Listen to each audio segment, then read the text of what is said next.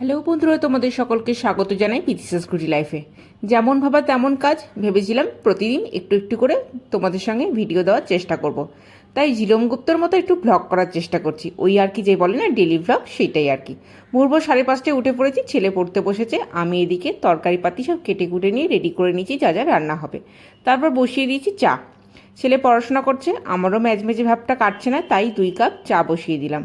বেশ আদা দিয়ে কড়া কড়া করে লিকের চা খেয়ে তারপর বাকি কাজে নামবো। সকলেই কিন্তু বাড়িতে এখনও ঘুমোচ্ছে, আমি আর ছেলেই জেগে পড়েছি। সেই 4টে 4:30 উঠেছি। একটু চা না খেলে চলে বলো? যাই হোক, দাঁড়াও দেখাচ্ছি তোমাদের।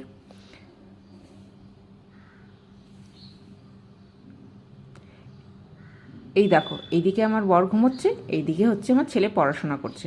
এবার আমি চায়ের কাপটা নিয়ে চলে এলাম ডাইনিংয়ের এই পূর্ব দিকের জানালাটার কাছে।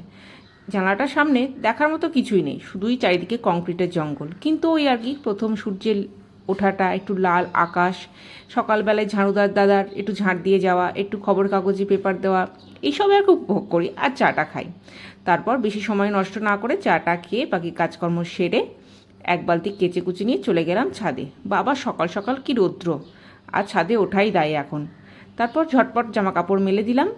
আর ছাদে যে সমস্ত কাজ থাকে, একটু গাছে জল দেওয়া, একটু ফুল তোলা, একটু ঠাকুর ঘর পরিষ্কার করা, এইসবই চলছে।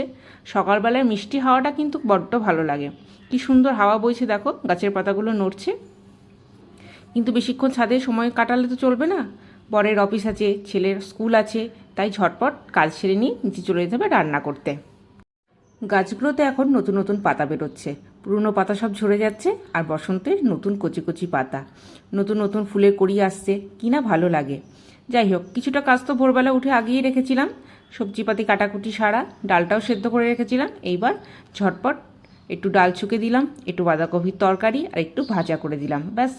আপাতত এই দিয়ে ওদের খাইয়ে দাইয়ে বার করে দিই, তারপর ধীরে সুস্থে আমি কাজ সারবো। তাহলে বন্ধুরা, আজকের ব্লগটা এখানেই শেষ করলাম। কেমন লাগলো জানিও।